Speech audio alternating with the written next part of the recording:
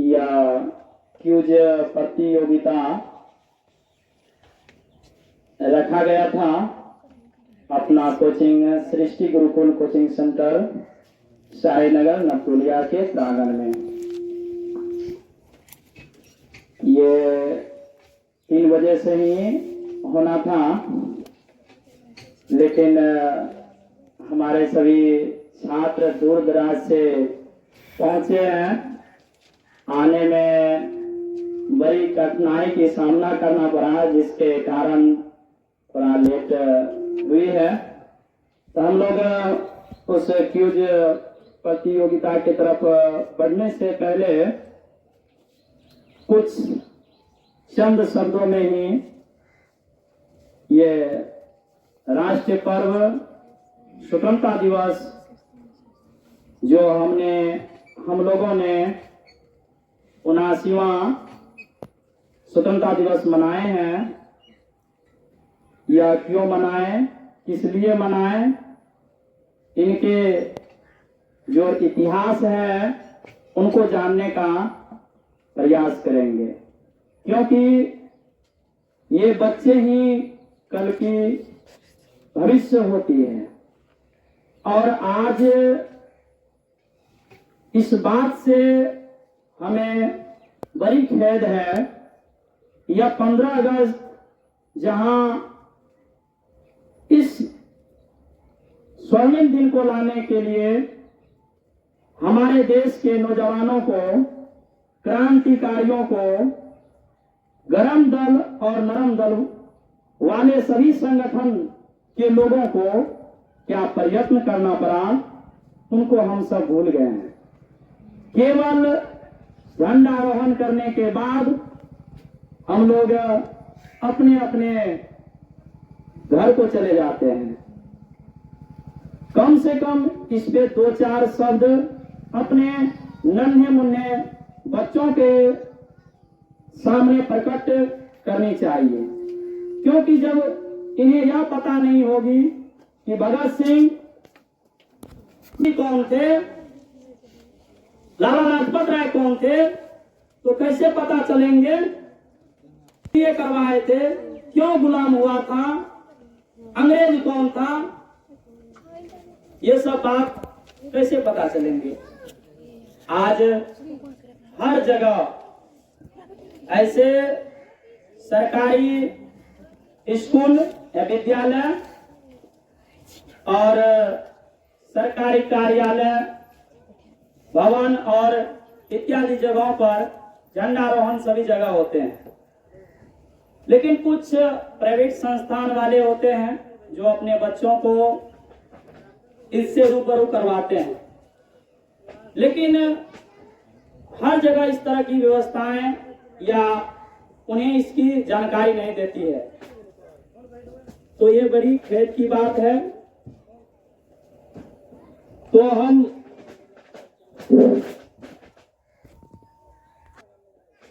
स्वतंत्रता दिवस जो 79वां स्वतंत्रता दिवस हम लोग मनाए हैं, संक्षिप्त में ही इनको बताने का प्रयत्न कर रहे हैं। आप लोग ध्यान पूर्वक सुनिए। ये हमारा देश जो है यह बहुत ही सुदृढ़ और सोने की चिड़िया कहलाने वाली देश थी। यहाँ के यह जो है ऋषि परंपराओं का देश है और कृषि परंपराओं का देश है ना। यहाँ के संतों ने हमेशा इस देश के जो संत हुए, ऋषि हुए, वह दुनिया के लिए शांति मांगने का कार्य किए। सर्वे भवन्तु सुखिनः, सर्वे भद्राणि पश्यन्तु, माँ का सिद्ध विभाग भवेत्, ओम शांति शांति। इस तरह का पंजाबी संत कहते हैं, नानक नाम चढ़दी कला, तेरे पाए सर्वदा भला। लेकिन क्या इस सोने की चिड़िया कहलाने वाली देश जो शांति के लिए कामना करती है, क्या खुद यह शांत रह सकती है? इस देश को शांत छोड़ सकते हैं? नहीं। इसी तरह से सर्वप्रथम यहाँ पर व्यापारियों को रूप धर करके सर्वप्रथम जो व्यापारी आए थे वह पुर्तगाली आए थे और उन्होंने यहाँ व्यापार किया। धीरे धीरे उनको देख करके पूरा यूरोपीय व्यापारी यहाँ पहुंचे, जिसमें सबसे ज्यादा अंग्रेजों ने यहाँ व्यापार तो किया ही, साथ साथ वह एकाधिकार भी प्राप्त किया। और एकाधिकार का मतलब उनके सिवा यहाँ पे कोई व्यापार नहीं कर सकते। लेकिन कई जो है अधिवेशन हुए अंग्रेजों के द्वारा ही, जहाँ पे उनका एकाधिकार को समाप्त किया गया। और बाद में जो है यहाँ पर वह लोग एकाधिकार तो समाप्त कंपनी कर दी, लेकिन वहाँ के जो प्रशासन थे, वहाँ के जो सांसद थे, वह यहाँ पे अपना शासन जमा लिए और धीरे धीरे उन्होंने ऐसा नियम, ऐसा कानून लागू किया जैसे कि फूट डालो और शासन करो, यानी आपसी भाईचाराओं को तोड़ करके अपना शासन स्थापित किया। और शासन स्थापित करके हमारे देश को 200 वर्षों तक गुलाम बना के रखे। आज वही सोने की चिड़िया कहलाने वाली देश जब अंग्रेज इन्हें छोड़ के गए तो पूरी तरीका से ये ध्वस्त हो चुका था, ठीक ना। तो जिस दिन यह देश को उन लोगों ने छोड़ा, लेकिन उनको छुड़ाने का बहुत ही उनके पीछे बड़ी इतिहास है। अगर हम उन्हें 2 दिन तक भी कहना प्रारंभ करेंगे वो भी अंत नहीं होने वाला है ना। तो संक्षिप्त में समझेंगे कि कुछ ऐसे क्रांतिकारी हुए जो सर्वप्रथम मंगल पांडे जैसे क्रांतिकारी हुए, जिन्होंने पहली बार अंग्रेजों को चुनौती दिया। और वह 1857 की क्रांति है, जिसे प्रथम भारतीय स्वतंत्रता संग्राम के नाम से जानते हैं। और इसमें कई क्रांतिकारी, जिसमें कि नारी शक्ति का भी बहुत ज्यादा योगदान है, जैसे झांसी की रानी लक्ष्मीबाई और कई नारी शक्तियां थी। हमारे बिहार से बाबूवीर कुंवर सिंह, नाना साहब कानपुर से, इस तरह के क्रांतिकारियों ने उनका मुंहतोड़ जवाब दिया, लेकिन अंततः एकता न होने के कारण यह विफल हो गया। बाद में फिर इनका एक अधिवेशन होता है, धीरे धीरे यह विद्रोह एक आंदोलन का रूप ले लेता है। बाद में कई आंदोलन होने के बाद 2 भाग में, जैसे कांग्रेस की गठन होती है 28 दिसंबर 1885 में, वहां पे नरमपंथी और गर्मपंथी 2 भाग में फूट जाते हैं। कहा कि गर्मपंथियों का कहना था यह देश स्वदेश हमारा जन्म सिद्ध अधिकार है, इसे हम लेकर रहेंगे। बाल गंगाधर तिलक। मेन जो गरम दल का नेता थे लाल बाल पाल, लाला लाजपत राय, बाल गंगाधर तिलक और बिपिन चंद्र पाल, ये 3 नेता थे पहले गरम दल में। इनका कहना था कि यह देश हमारा है गंभीर के रूप से। लेकिन नरमपंथियों का कहना था जो कानून अंग्रेजों ने बनाया, हमारे पास वो काबिलियत है, उन्हीं के कानून से उनको परास्त करके हम अपने देश को आजाद कराएंगे। लेकिन ग्रामपंथियों की कहना नहीं था, इसमें क्रांतिकारी का क्षति होता था। ऐसे ऐसे कानून ला लेते थे, जैसे कि रोलेट एक्ट हम लोग पढ़ते हैं 10th क्लास में। यह एक अंधा कानून है, जिसको संदेह हो गया जिस पर, उसको गिरफ्तार कर लिए, जेल में डाल लिए। हमारे पास हमारा जो संविधान है, अगर किसी व्यक्ति को जेल हो जाता है, एफआईआर हो जाता है, उसका वकील होता है, उसका दलील होता है जाकर ये कोर्ट में, फिर उनको अगर उनके साबित हो जाता है कि मुजरिम है, तब उनको जाके वो सजा होती है, नहीं तो 12 दिन बरी हो जाती है, ठीक ना।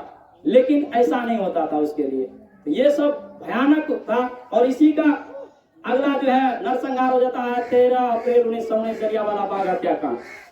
ऐसे नरसंहार को देखते हुए हमारे जो क्रांतिकारी थे बौखला गए थे, जिसके कारण जो है 5 फरवरी 1922 को छोड़ा छोड़ी कांड कर देते हैं, 22 पुलिसकर्मी को जिंदा जला देते हैं। इस तरह से बढ़ते जा रहा है, बढ़ते जा रहा है।